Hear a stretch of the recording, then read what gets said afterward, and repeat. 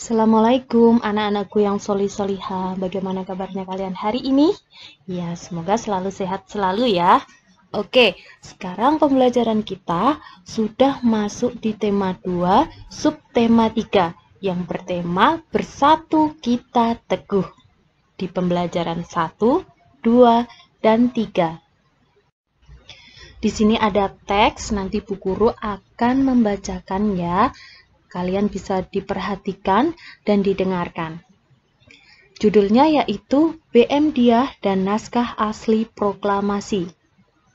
Teks proklamasi awalnya ditulis tangan oleh Soekarno, kemudian diketik oleh Sayuti Melik agar terlihat rapi. Teks asli tersebut kemudian dibuang ke tempat sampah. Salah seorang pemuda yang ikut hadir pada saat persiapan proklamasi kemerdekaan adalah BM Dyah. Ia mengambil naskah asli dari tong sampah dan disimpannya. Ia menilai bahwa teks tersebut memiliki sejarah tinggi. Naskah asli yang disimpan BM Dyah selama 46 tahun, 9 bulan, 19 hari, kemudian dikembalikan ke bangsa Indonesia. Dia membawa naskah asli proklamasi kemerdekaan RI pada Selasa pagi, 19 Mei 1992, pukul 10.30 dan menyerahkannya melalui Presiden Soeharto. Naskah itu kemudian disimpan oleh Arsip Nasional atas anjuran Soeharto. Keputusan BM Dyah untuk menyimpan naskah asli sangat tepat. Seluruh bangsa Indonesia sampai sekarang dapat menikmati naskah asli proklamasi dan belajar banyak dari kejadian saat itu. Nah, coba kalian perhatikan ya, kira-kira Bu Guru tadi menyampaikannya menggunakan bahasa resmi atau tidak? Iya, menggunakan bahasa resmi. Pada teks yang tadi Bu Guru bacakan itu menggunakan bahasa resmi. Nah, di sini bahasa resmi itu sangat erat kaitannya dengan kata baku. Kalian tahu tidak kata baku itu apa? Oke, kata baku yaitu kata yang sesuai dengan pedoman atau kaidah bahasa yang sesuai dengan EYD. EYD itu apa? Ejaan yang disempurnakan. Oke, nah di sini kita akan belajar ya mengenai kata baku dan kata tidak baku.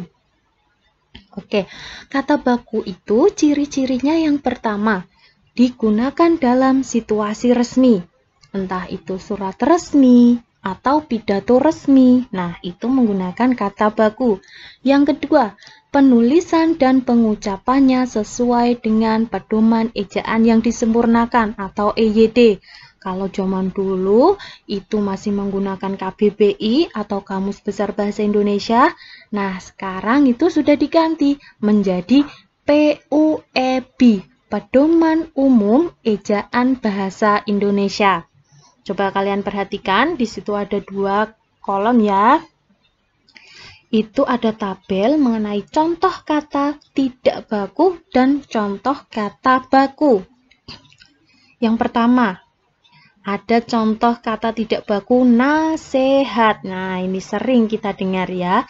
Padahal itu tidak baku. Yang baku itu nasihat. Ya, diingat-ingat. Yang baku itu nasihat. Yang contoh yang kedua, kata tidak baku apotik. Nah, kalian pernah lihat atau pernah dengar? Iya, sering ya kita menyebutkannya itu apotik. Padahal itu kata tidak baku. Yang baku itu apotek.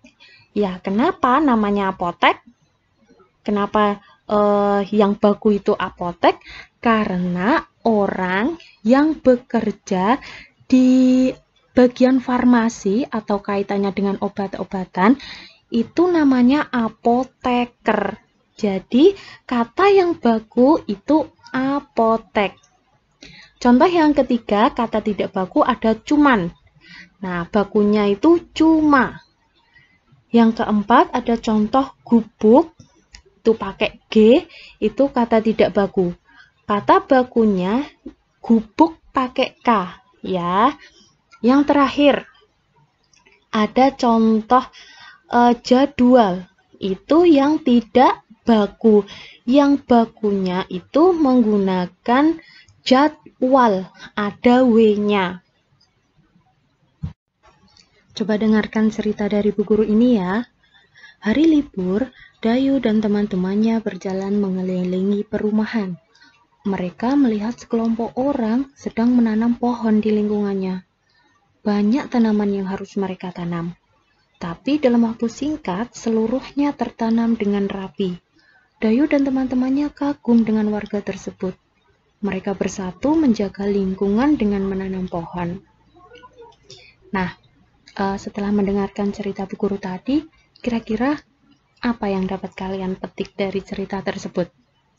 Iya, mengenai manfaat tentang gotong royong.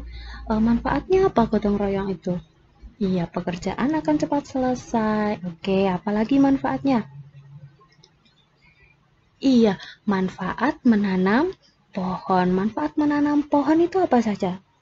Iya, bisa untuk memperindah lingkungan, membersihkan udara, ya, menyerap polusi, dan lain sebagainya. Oke, selanjutnya kita akan belajar mengenai manfaat tumbuhan dan hewan bagi manusia.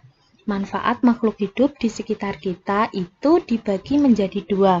Ada hewan dan tumbuhan. Oke, sekarang kita bahas satu persatu terlebih dahulu ya. Manfaat hewan bagi manusia yang pertama yaitu sebagai bahan makanan. Nah, bahan makanan yang bisa kita konsumsi yaitu seperti daging-dagingan, terutama yang halal ya. Terus ada telur, ada susu, ada ikan. Ya, yang kedua sebagai bahan pakaian. Bahan pakaian itu kain sutra yang terbuat dari ulat sutra ya. Terus ada kulit sapi, itu bisa dijadikan sebagai jaket. Terus bulu domba, itu untuk pembuatan menghasilkan kain wol. Nah, yang ketiga yaitu sebagai bahan kerajinan. Nah, contohnya yaitu bulu angsa. Ya, bulu angsa itu digunakan untuk pembuatan kok badminton. Ada juga kulit sapi atau kerbau, itu untuk pembuatan wayang kulit. Ya, dan lain sebagainya. Yang keempat, sebagai objek uji coba. Nah, ini sebelum obat-obatan yang kita konsumsi itu dikonsumsi oleh manusia, itu biasanya diuji cobakan terlebih dahulu ke hewan, yaitu biasanya yang digunakan adalah hewan tikus putih dan hewan primata monyet untuk uji coba. Ya, yang kelima yaitu membantu pekerjaan manusia. Contohnya ada kuda untuk menarik delman, menarik andong, ya. Ada juga sapi atau kerbau untuk membajak sawah. Dan yang terakhir yaitu sebagai bahan obat. Nah, manfaat hewan sebagai bahan obat. Ini ada, kalau kalian tahu, itu cacing tanah. Itu bisa mengobati untuk penyakit tipus ya, atau obat tipus. Terus ada juga bekicot, itu lendirnya itu bisa menyembuhkan sakit gigi. Oke, poin selanjutnya yaitu manfaat tumbuhan bagi manusia. Yang pertama yaitu sebagai bahan makanan. Nah, sumber makanan atau nutrisi yang dibutuhkan manusia ya, ada karbohidrat, ada protein, ada serat, ada lemak, ada vitamin, dan lain sebagainya. Ya, yang kedua yaitu sebagai bahan pakaian. Nah, pakaian yang biasa kita pakai. Contohnya tumbuhan dari pohon kapas itu untuk pembuatan kain katun. Terus ada pohon rami ya, yang menghasilkan kain linen.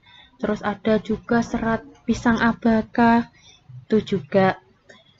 Poin yang ketiga yaitu penghasil oksigen. Nah, yang sudah kita ketahui ya, tumbuhan ketika siang hari itu menghasilkan oksigen dan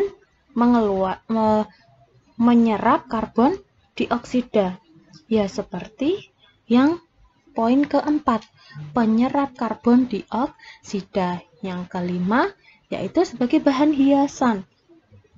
Nah, sebagai bahan hiasan di sini tumbuhan itu contohnya bunga, terusan kaktus, itu bisa digunakan untuk menghiasi di dalam atau di luar ruangan, ya. Terus yang keenam yaitu sebagai bahan obat. Nah, kalau kalian tahu itu tumbuhan yang bisa kalian digunakan sebagai obat, ada temulawak, ada kunyit, ada jahe, ada serai, dan lain sebagainya. Nah, pada slide ini coba kalian perhatikan ya. Iya, yang pertama di situ ada gambar seorang petani.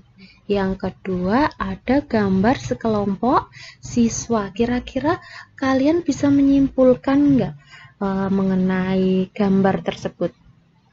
Iya, yang pertama ada seorang petani rumput laut. Kita bisa menyimpulkan ya, manfaat rumput laut itu bagi manusia apa? Manfaat rumput laut itu kalau kita konsumsi bisa dijadikan agar-agar ya, atau juga bisa dibuat sebagai bahan kosmetik.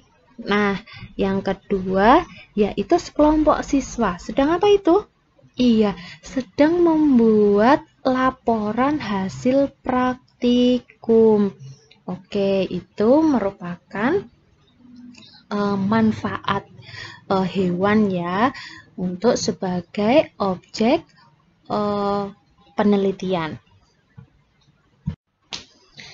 Nah, tadi kita sudah belajar mengenai manfaat hewan dan tumbuhan bagi manusia.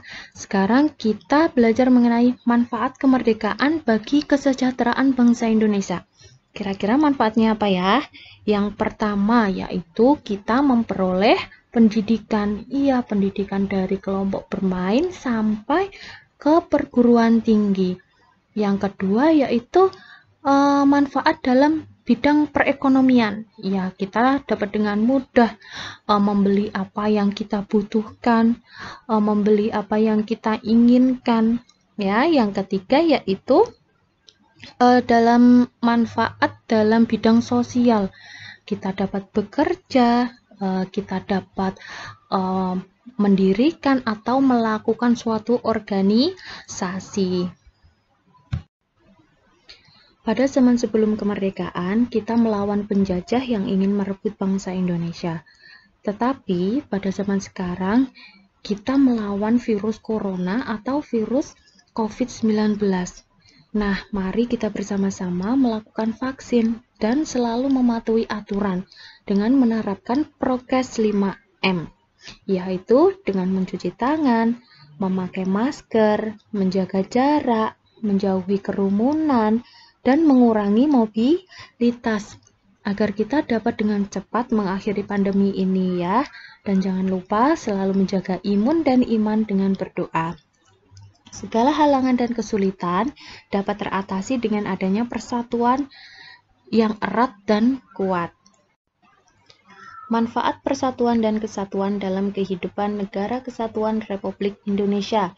Yang pertama, bangsa Indonesia menjadi bangsa yang kuat dan maju.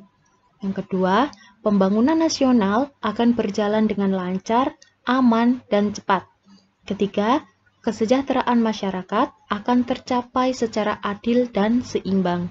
Keempat, bangsa Indonesia terhindar dari perselisihan yang berakar dari perbedaan suku, budaya, serta agama.